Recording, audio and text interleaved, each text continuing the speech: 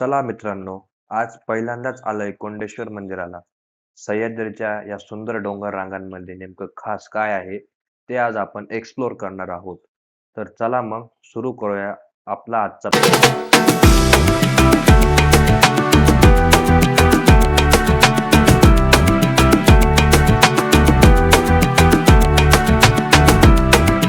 प्रवास.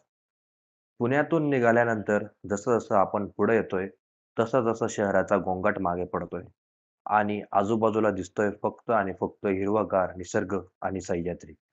मित्रांनो, खरं सांगायचं तर बाईकवरून असा प्रकार रस्त्यातला हा निसर्ग बघून असं वाटतंय की आजचा दिवस मस्त जाणार आहे.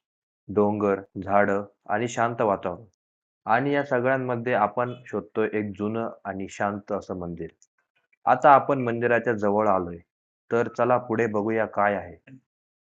आणि फायनली आपण पोहोचलोय कोंडेश्वर मंदिरात. पहिल्यांदाच मंदिर पाहिल्यावर एक गोष्ट लगेच जाणवते.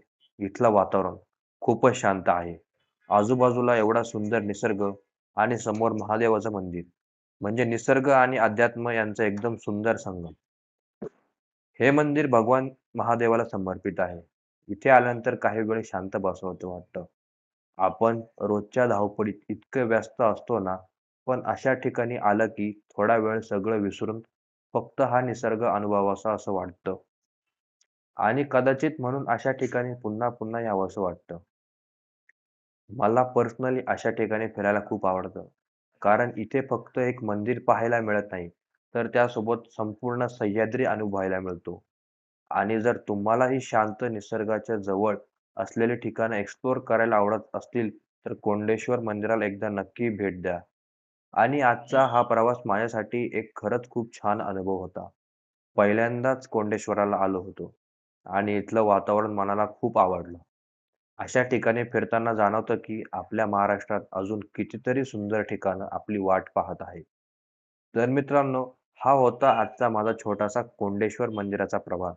व्हिडिओ आवडला असेल तर लाईक करा आणि अशाच नवनवीन ठिकाणांचा प्रवास माझ्यासोबत करायचा असेल तर आत्ताच यश आढाव या चॅनलला सबस्क्राईब करून टाका.